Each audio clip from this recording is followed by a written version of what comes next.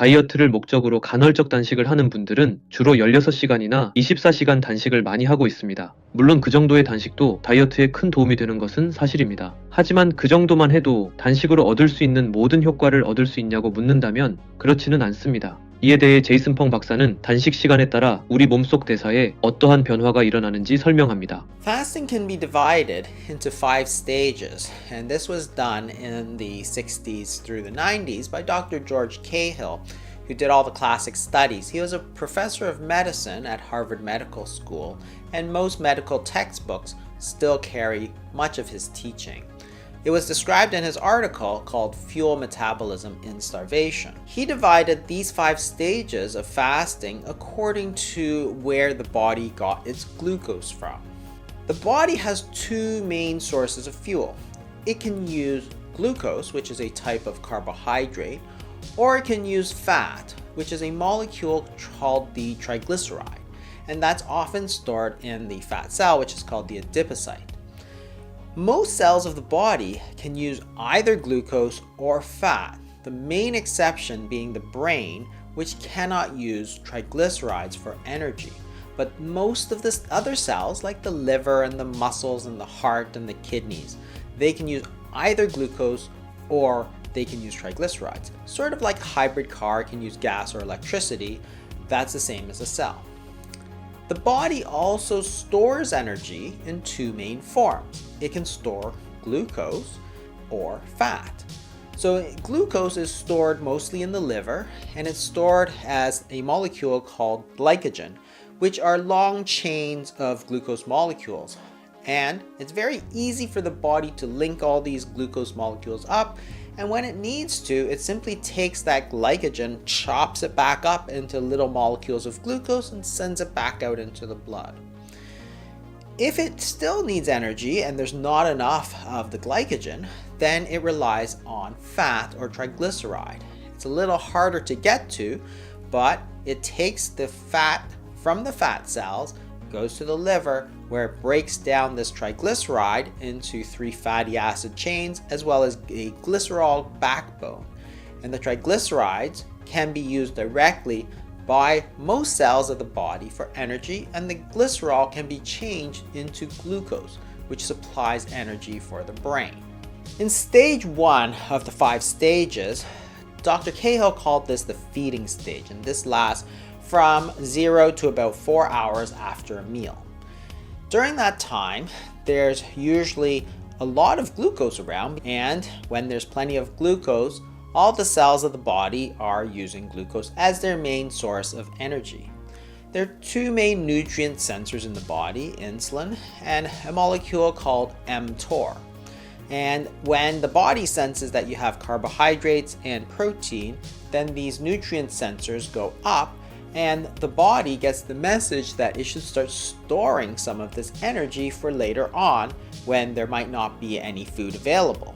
So it's going to store that glucose in the liver as glycogen, and the body fat is also going to take the triglycerides. In stage 2 of fasting, Dr. Cahill called this the post-absorptive stage, which lasts from 4 to 16 hours. During this time, the body is really digesting the energy that is just taken. Insulin and mTOR start to fall, and most of the cells are still using glucose, but not necessarily from the food, because that's already been packed up away in the liver, but coming from that storage site in the liver. The liver is now taking the glycogen, breaking it back up into glucose, and sending it back. On average, the liver can store about 20 to 24 hours worth of glucose to supply energy for the whole body. This, of course, depends on what you eat. If you're eating a very, very low carbohydrate diet, such as a ketogenic diet, of course, then there simply is no glucose available and the body is using ketones. There's a lot of diseases that are associated with high insulin. Things such as heart disease, stroke, Alzheimer's, cancer, type 2 diabetes, high blood pressure, high cholesterol, and gout. And making sure that you have a daily period in this post-absorptive state where you're going to allow those insulin levels to fall is really important, because those diseases that are associated with high insulin are going to benefit from this period of low insulin. The other thing insulin does is it tends to cause salt and water retention at the level of the kidney. So during this lower level of insulin, you're going to be able to release some of the salt in the water, which means you're going to have a lot less bloating, a lot less swelling, and also your blood pressure tends to go down.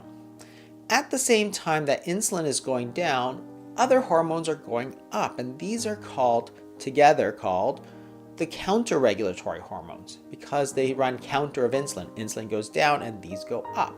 And the main hormones here are cortisol, the sympathetic nervous system, noradrenaline is a prime hormone of that category, and growth hormone. And these are going to tell the body to start getting fuel from its storage sites, from the liver, the sugar, and from the body fat, and push it out and put that energy back out into the blood from storage sites. And the metabolic rate is going to speed up a little bit too, because the increased cortisol and sympathetic nervous system are actually going to energize the system, while the growth hormone is going to make sure that there's plenty of growth available to build up whatever is necessary. 2단계에서 우리 몸에 일어나는 일들을 보면 식사 사이에 먹는 간식이 건강과 다이어트에 얼마나 안 좋은지 알 수 있습니다.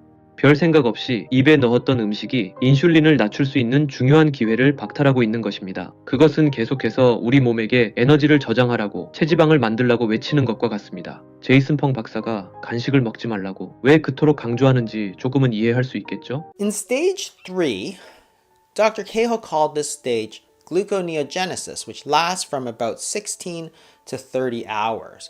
At this stage, the glycogen in the liver, which is the stored sugar, is starting to run out.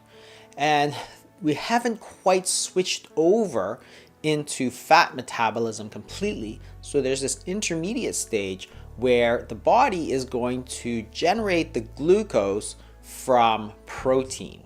That's what the word gluconeogenesis means. It means the production of new glucose, predominantly from protein.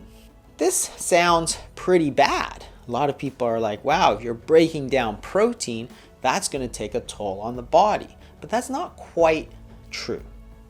This is likely the stage where we're seeing a lot of autophagy. Dr. Osumi, the 2016 Nobel laureate, who won for his work on autophagy, called it the body's intracellular recycling system. What fasting does is it stimulates the breakdown of these subcellular parts, which are often proteins. And doing this achieves two things. One, it gets rid of all those old junky pieces of cellular machinery that are just not working that well. And two, it can take those amino acids and rebuild them into what's necessary. And the process of breaking down old junky parts and replacing them with newer, better parts is actually good. It's regeneration or rejuvenation. The body is going to sense what is necessary to be rebuilt and going to rebuild it better. But what is not necessary is not going to be rebuilt.